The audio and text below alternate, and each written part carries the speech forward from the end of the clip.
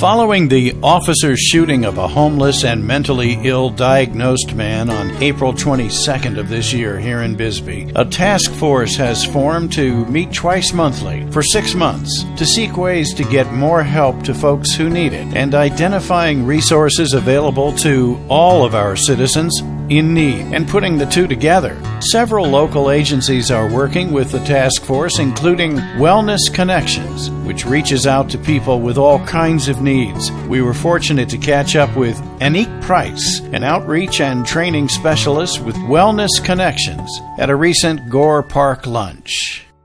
My name is Annick Price. I'm with the Wellness Connections. My name is spelled A-N-N-I-C-K. And we cover Cochise, Santa Cruz, Greenlee counties. And what we do is we provide a peer-run peer support services for anybody that has a behavioral health need, a substance abuse recovery need, or coming out of prison, jail, homeless, you name it. We're not particular.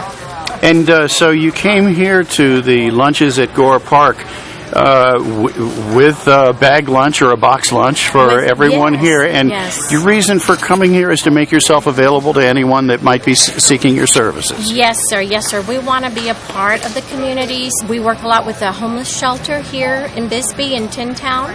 And then we ran across Dan that does this on a weekly basis. I believe he does it twice a week.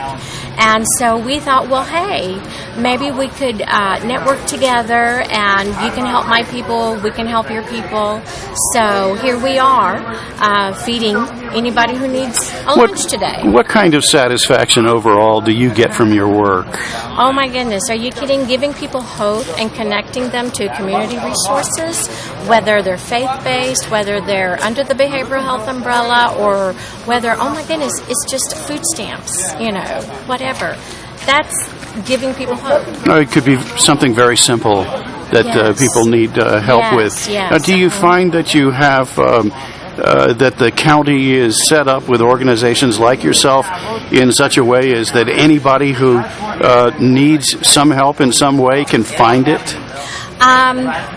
You know, these are new beginnings because this before has never been done. The level of networking between agencies, community services, and so forth, faith-based, non-faith-based. So we're into new territory of networking. So like that, I believe now in the last few years, there's so much help out there and we're able to connect with each other. So if I can't help you, I will find somebody that can. So generally the answer would be to the question, yes. Yes, but like a big yes. Okay. So if I need help in any way to find any services that I might need right now, that I could start at an organization like yourself, and if it wasn't something you do, you could point me in the right direction. Correct. Again, whether it's faith-based, community-based, whatever, if you need a job, we have resources like Goodwill, Job Connections, the One Stop. If you need medical insurance, we can get you hooked up with Access. We can also, we network with the Chiricahua Clinic, getting people their medical services that they need. Under the behavioral health, we're the strongest under the behavioral health umbrella because that's where our funding comes from. Most of our funding comes from. So we're able to help, people with special needs that have severe mental illness or have a substance abuse recovery that needs to be strengthened and so forth. Now, let me just ask you, what percentage of the people come to you under their own volition, and how many come to you with the assistance of someone, a friend, or someone in the family? Under their own volition, I would say, a very small piece. But those that come to us from parole, probation, out of prison, out of jail, that is like huge. I see. And so finally, if a person feels like they need some or any kind of assistance, where would they start? They can start. That's what we're trying to do with the task force here in Bisbee, is to have that information where it gets passed out. It's on bulletin boards and so forth.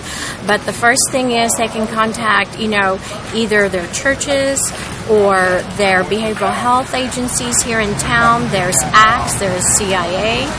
And then, for instance, the homeless shelter, they have our information that we can help them continue in this process to locate all these resources they need. So, yeah. Okay. All right. So it could be something as simple as just walking into a church and saying, I need some help. Can you help me find it?